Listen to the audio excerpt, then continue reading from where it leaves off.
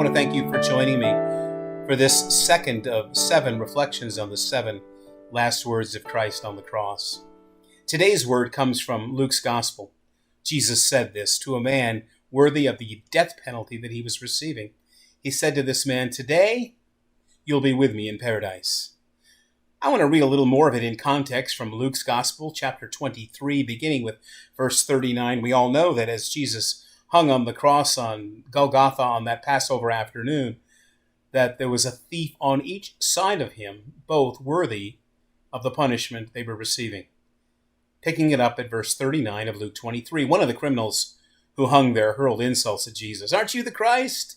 Save yourself and us." But the other criminal rebuked him. "Don't you fear God," he said, "since you are under the same sentence? We're punished justly, for we're getting what our deeds deserve. But this man has done nothing wrong." Then he said, "Jesus, remember me when you come into your kingdom." Jesus answered him, "I tell you the truth. Today you'll be with me in paradise." My youngest children did grow up so much on Sesame Street as my 2 older daughters did, and as Tammy and I watched countless hours of those Muppets on that show, morning after morning, we learned many of the songs that those puppets used to teach our children some important truths. And one of the songs they used to sing was to help kids distinguish things that were different from others. Maybe if you were a Sesame Street mom or dad, you remember this song. One of these things is not like the others. One of these things just doesn't belong. Can you tell which thing is not like the others by the time I finish my song? 3 individuals hanging on crosses on Calvary's Hill on a dark Passover afternoon. But one of these men was not like the others.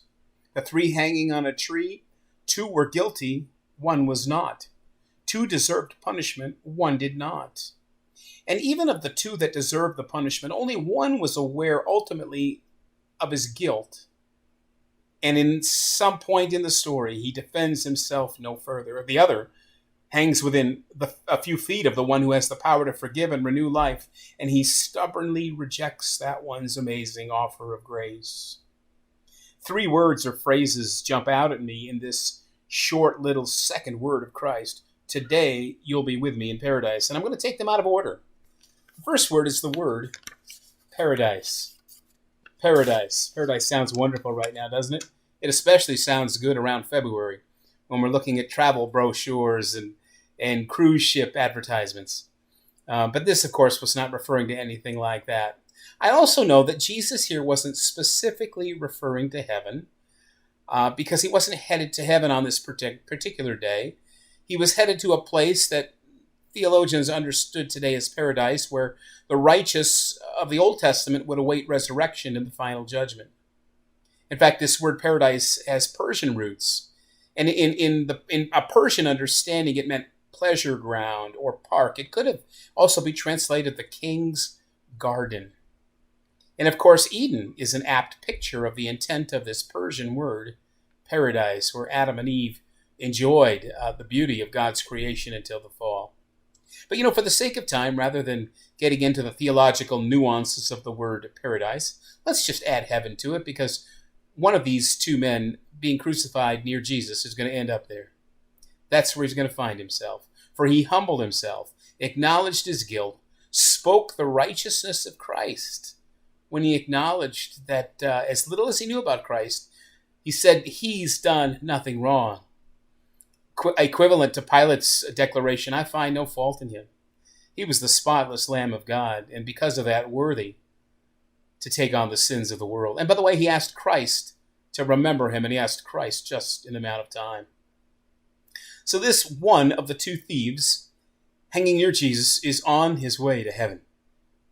We talk a lot about the amenities of heaven, don't we? Streets of gold. No need for hospitals there because there's no sickness. No need for therapists there because there's no sorrow or anxiety. No need for streetlights there, for the Lord is the lamp and he always shines. No more night. I once overheard a family looking at hotels online in order to choose one for their upcoming family vacation. Speaking of amenities, their children were seated with their mom and dad as they were looking at the computer screen, and they wanted the children to be in on the decision of which hotel they chose. Dad found one, and the text at the top of the homepage of that particular hotel said this: "Last month, the president stayed here." He got very excited, and he thought the rest of the family would too. Until his son chimed in. "Who cares, Dad? Do they have a pool?" He didn't care who had been there, who was there, or who was planning to be there. He just wanted to swim. Which brings me to my second phrase. With me. Today you will be with me in paradise. Heaven will have incredible amenities. I'm sure there are many more than the Bible has room to describe, and I can't wait to find out what they are.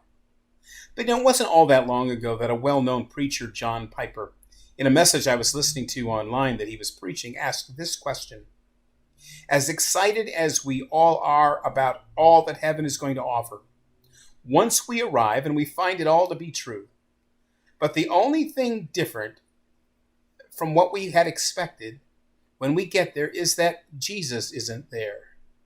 All the other amenities are exactly as described, plus many more beside. Will we be disappointed?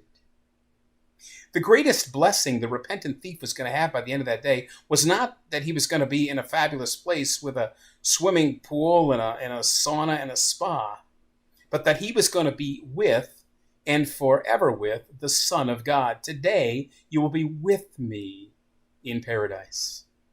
I'm excited about the mansion the Bible describes, the one Jesus described in John chapter 14. But the amazing thing about that great house that we can miss is the reality of who we're going to live with once we're there. Jesus said, "If I go, I prepare a place for you, and if I go, I'm coming again. In my Father's house are many rooms." I'm not just going to be in a mansion. It's the Father's mansion. I've wanted to be his servant all the days of my Christian life, and sometimes I succeed, sometimes I fail. But I have no problem calling myself a servant of Jesus Christ. But the fact is, when I get to heaven, I won't be staying in the servants' quarters. The servants' quarters are out back. Sons stay inside Dad's house. And you see, this thief who was worthy of death and worthy of the punishment that he was deserving, in a moment of time, in spite of his great guilt and the list of great crimes, with a simple turn of his heart, at a particular moment on a day in history, in spite of his history, his own personal history, became a son of God. And he will live with me and with you in one of those rooms in the Father's house. I'll be looking him up to ask him what that day must have been like. Have you had a turn of heart and humbled yourself and acknowledged Christ for who he is, the sinless Son of God? And have you asked him to remember you? You can't be too far gone from God's grace to reach you. That's clear from this story. This story suggests that you can't sin yourself completely out of the reach of the love of God, because his mercy endures forever. This thief at this moment finally seemed to be aware that he had one more last chance. This was it, which brings me to the third word or phrase in the text, the word today. Jesus said to the thief on the cross, today you'll be with me in paradise. My today was October 31st, 1975, at a youth group function with one of the kids from the youth group and the pastor of his church. I acknowledged my sin in need of a Savior. I acknowledged that Jesus was everything the Bible said he was. I told God that I believe his Son came, walked the earth, was crucified, buried, and rose again. And I was putting my trust in his finished work on the cross to clear up my sin record forever. My today was October 31st, 1975. This thief on the cross had it today. We don't know the exact date. We can come pretty close to it because it was a Passover Friday. But he had a day. When was yours? Or when will yours be? Is it today? You know, with the coronavirus and the fear of and the frightening things we see on the news every night, if you're like me, I'm really limiting how much of that I watch. I want to get just enough information to stay safe, and then I move on to something else. But we don't know that we have tomorrow. Today may be your day, just as with the thief on the cross, it may be your last moment. I'm always interested in the content included in the funerals of celebrities.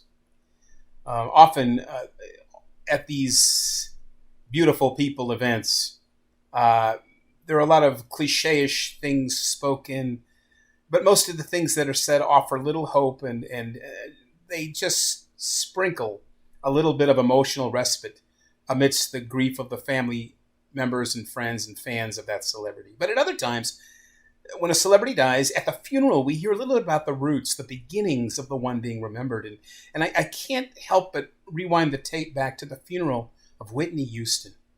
It was in Newark, New Jersey on 2012. And I don't know a lot about Whitney, but I do know that she learned to sing in the church. And so at her funeral, and this funeral, by the way, was broadcast nationally, broadcast television. You can still find this on YouTube. One of the great gospel families of our generation, the Winan family, surrounded the pulpit. A few of them grabbed and passed a microphone around while one of them sat at the piano in that church. And they sang a beautiful song entitled Tomorrow. I'm going to close with these words from the song and remind you that if you haven't had your today, Christ waits for you to invite him in so that he can respond to you and say, if not today, very soon, you'll be with me in paradise. Here are the words of that beautiful song. Jesus said, here I stand. Won't you please let me in? And you said, I will tomorrow. Jesus said, I'm him who supplies all your needs. And you said, I know, but tomorrow. The song goes on, tomorrow, who promised you tomorrow? Better choose the Lord today, for tomorrow very well might be too late. And who said tomorrow would ever come for you? Still you'll laugh and play and continue on to say, tomorrow. Forget about tomorrow. Won't you give your life today? Please don't turn and walk away. Tomorrow is not promised. Don't let this moment slip away. Your tomorrow could very well begin today. May I encourage you, like that thief on the cross, to take a moment to look up to heaven and ask Jesus to remember you and put your trust in him. Today, you will be with me in paradise.